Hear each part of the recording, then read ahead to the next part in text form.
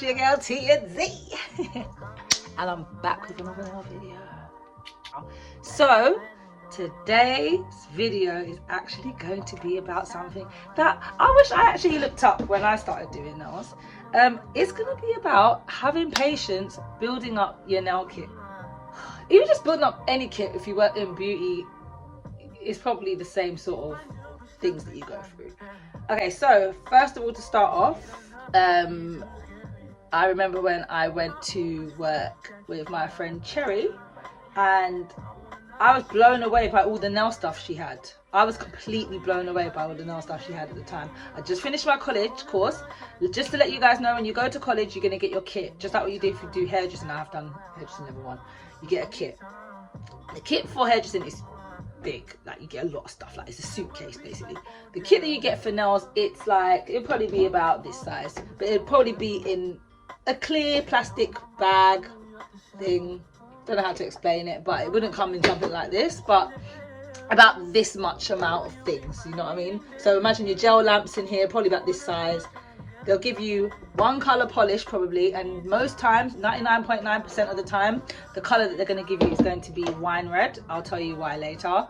Come with a nail file, probably a buffing block, cuticle pusher, cuticle nippers, base coat, top coat, primer, an acetone probably, and alcohol, and that's about it, I think. So yeah, depending on where you go, obviously the kits are going to vary.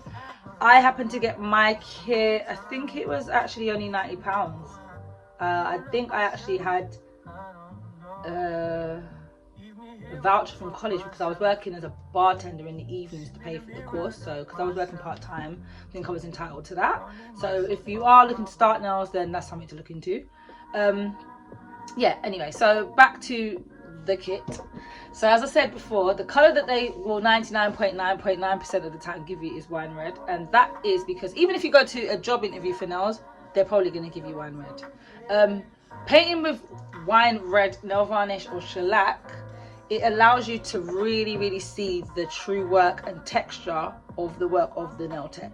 For example, streaky lines, brush strokes, all of that. You can see if somebody's completely covered over layer 1 with layer 2. You can really see if someone's missed a spot. Once you hold up a wine red to the light, to the sun, you can really see everything. It's, if you smudge that on, if you touch the skin with that, it's going to be hard to remove it. And if you do get it on and you remove it properly, that will let us know, obviously, if we're watching you, that you have got experience, because it's hard to get black and dark red and dark green off of the skin. So yeah, they would always give you that for that reason, just because if you can paint with that, then you can paint with any color, basically. That's the hardest color still to this day for me to paint with, is red. Anyway, okay, so getting into patience building up your nail kit, as I said. So I was in Brixton with my friend Cherry, and her nail kit was just so huge. I was just blown away because I knew I paid £90 for my little bitty kit, and the little bitty kit was almost finished probably at this time. And I'm thinking, wait a minute, this cost £100. And I got one colour, one base coat, one top coat. And this girl's got about 500 colours. I was like, how are we going to get from this to this? And the girl had like 4 gel lamps, everything you could think of, basically. So I remember one day I said to her, like, how did you manage to get all of this stuff? Like, and she just said to me, literally, but Cherry's very like me. We can be just, we just say what it is, isn't it? Like, but at the time I didn't get it. She was just like, she said, I think she said something like, probably like 12 years of collecting products. And I looked at her, I was thinking, that's not helping. You know when you say something like, I was looking at her thinking, I know as if no. That's what I was thinking. I was looking at, but really, that is the arsehole. That is the actual arsehole. So like, I've got quite a healthy kit, let's just say. I've even been able to, luckily, I'm grateful enough to be in a position where I can actually afford to be able to give away things. And my kit's still buff. My kit is still healthy and full and thriving. And that has taken me about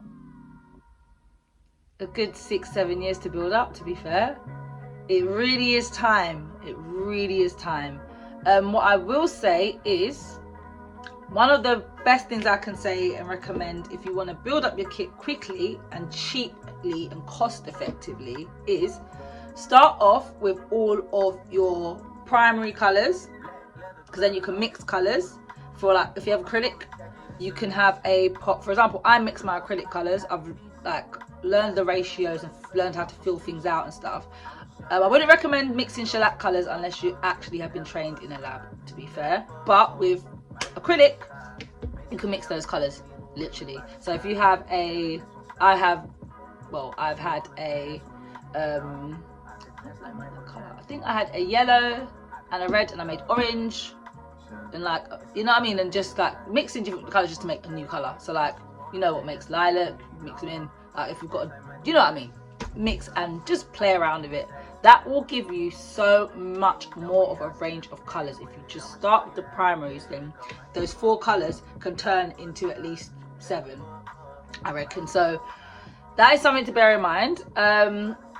Also, don't look at anybody else's kit and be in a hurry to get everything that they have.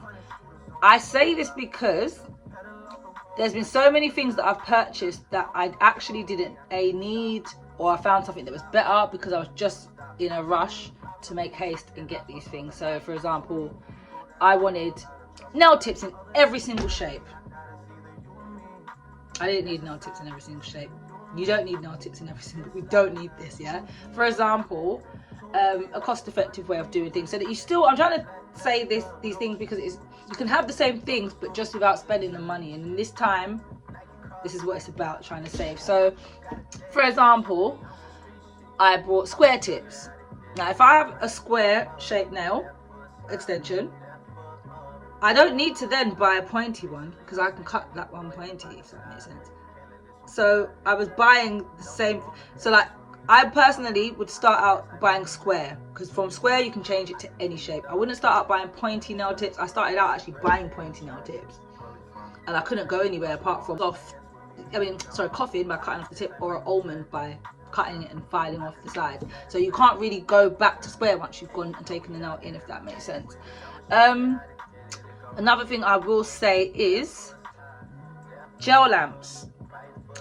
The kit lamp, the lamp that you get with your hairdressing kit if you are going to take a course, is probably not going to last you that long, because you're going to be practicing so much. And that lamp, it's not, I wouldn't really say it's for like heavy duty salon, it's more for college. So if you say if you start to get clients when you finish a course, or you work in a salon, you bring that and you start to work, just know that's probably going to expire. So it's always good to try to start to save for another lamp once you have finished your course, just so you've got a backup. Even if you're doing hands and feet at the same time, then you can be curing the feet while you're painting the hands as well. So that will also make your kit feel bigger. As I said, it's not important for your kit to just be huge off the wall. Start off with just the basic things that you need and things that you like. It is cute to get things like stickers and nail art brushes and all those things, but one thing that I did get told, which I used to hate hearing, is you have to ace the basics first. I love art, so I didn't care. I didn't want to hear that. I just want to paint. I really don't care about the basics. But if you don't have the right basics, it's going to slow you down and it's going to make your life a living nightmare.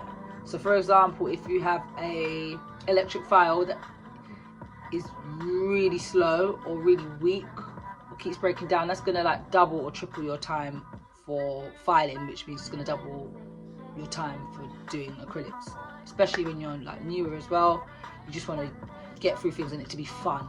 If your things start to become tedious, then yeah. So I would suggest probably trying to get quality things as a base. So maybe a quality gel lamp first, and then a quality nail file first, and then go up through your shellac colors. The next video that I'm going to be dropping actually is going to be probably, well, I'm going to be dropping this soon, but it's probably going to be the next one. It's going to be about different gel, like the biggest gel brands, gel polish brands, shellac brands, some as you say, and the pros and cons of them. So what what does this brand have better than that brand, and what does that brand have better than that brand, so that it can kind of guide you. Because I remember when I first started doing nails as well, I started to buy things for my kit that weren't necessary, or things that were actually just really bad quality because I didn't know.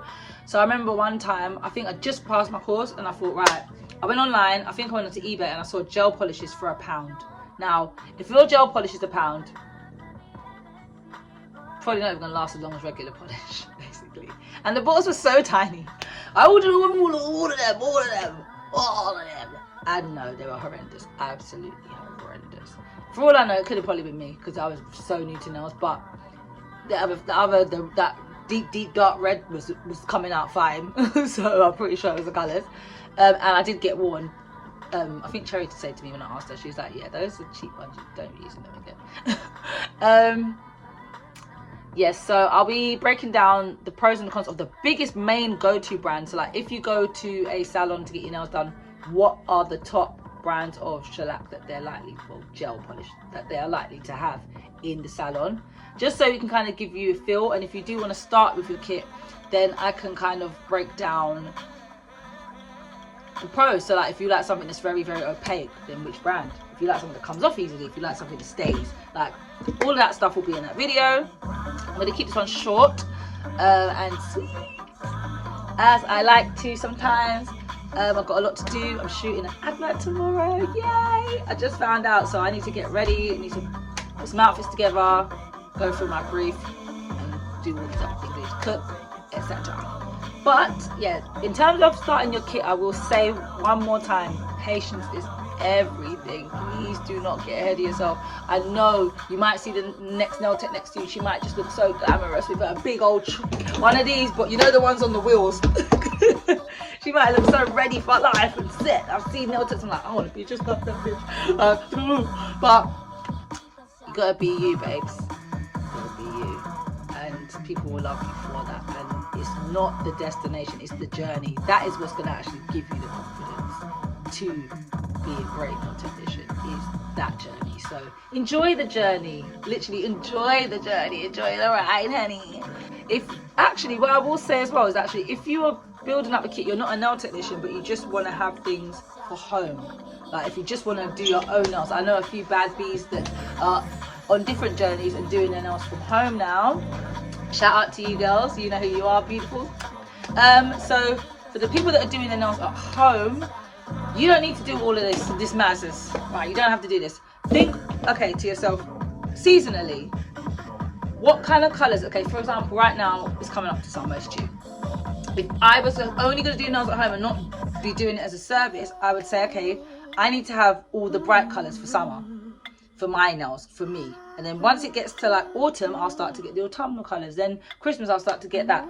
By the time the whole year is done a full circle, I'll have a nice range of colours for every season, and the kit will feel full, if that makes sense. Because there's no point in me buying jet black right now if it's July coming and I just don't wear black on my nails in the sunshine. I just don't. So you can take those things into account, and it actually gives you a bit more leeway.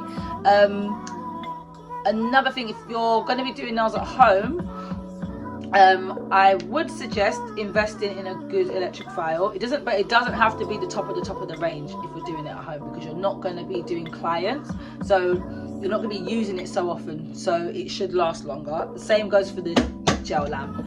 I wouldn't recommend getting the cheapest gel lamp you can find, however, because that usually will cause peeling and chipping and all of that stuff. Maybe getting something, I would say probably around the range of £40-50, probably £50, and then I feel like that could probably provide you a good manicure, shellac activation. I also recommend, if you are doing your nails at home, don't just keep using the same buffer on your own nail.